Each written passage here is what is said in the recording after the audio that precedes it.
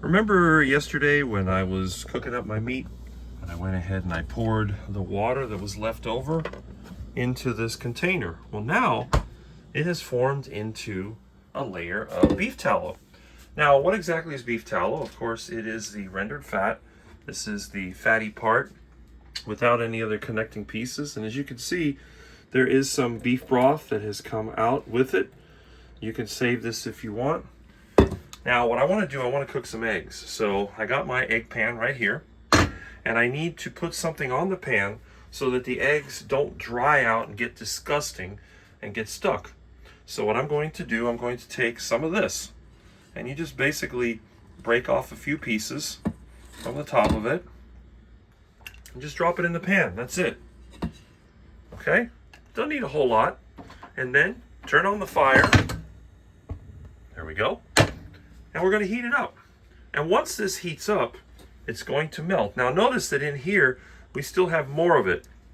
So what I'm going to do, I'm going to go over to my tallow reservoir, which I keep over here.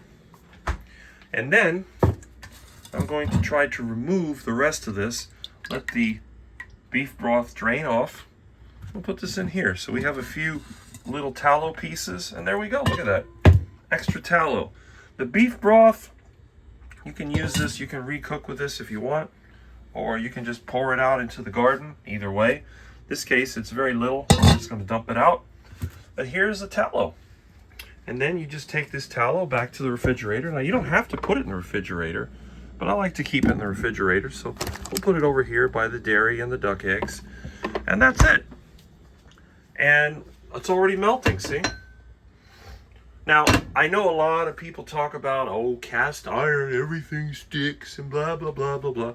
But the secret is, if you're going to be cooking, for example, cooking eggs, I got some delicious duck eggs.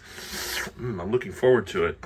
You want to make sure that the entire surface of the pan is coated with fat. That way, when you dump your eggs in there, it's going to be swimming in the fat. You don't want your eggs drowning and sticking to the metal. And that's it. And the other thing, too, is don't overheat. So you want to get this pan hot enough.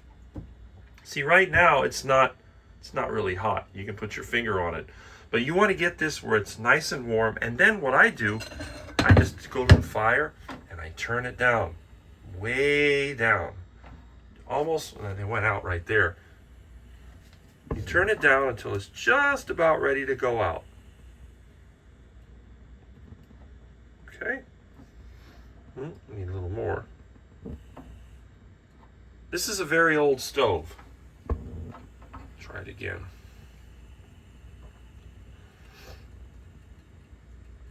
Okay, right there, see? And then put this back on here. Put your eggs in there, and you're ready to cook. So, again, it's so easy. Why do you have to complicate things? The real carnivore kitchen, which you see here, does not ever have anything that we can call oil. Oil is a no-no. And it's like I tell everyone, if I'm going to go to a restaurant and see if it's safe, the first thing I'm going to do is go out back. If I see one of those disgusting vegetable oil receptacles and it has some company name on it, recycling, whatever, do not touch, whatever. If I see that, I leave. I'm out of there.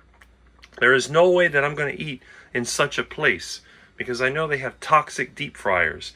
And the other thing, too, is that this is a dumpy kitchen. It's run down. I haven't cleaned it for months. And if you look up top, you don't see a layer of grease. See that? It's a little bit, there's some fat, see? But it's not grease. And it doesn't have that disgusting smell. One thing that I remember as a kid, we have a lot of Latin American ethnic people down here. And they all use some type of vegetable oil.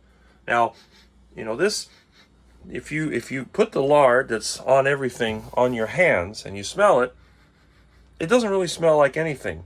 But if this would be vegetable seed oils, it has a rancid, foul smell. It's like some kind of old paint. It's disgusting. But this stuff is actually quite nice. And when I've had junk kitchen equipment donated to me from restaurants, it is absolutely filthy. It's very difficult to clean. But again, if you use this, you're not going to have a problem. And see, the pan is nice and warm, so it's ready for the eggs. So again, if you're going to cook eggs, use your head. Now, I know a lot of people, when they cook their meat, they like to grill it, or they like to use one of these griddles, which I do when I make my heart attack burger. But if you're going to stew the meat, or you're going to boil it like I often do, save that liquid that's left over, because you can use that for cooking.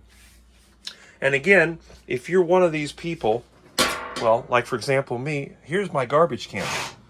It's already Wednesday. This is what's in my garbage can. So that's the other thing. When I go in the kitchen, if I smell garbage, it makes me literally want to throw up. As a lot of people, a lot of vegans like to say the word literally.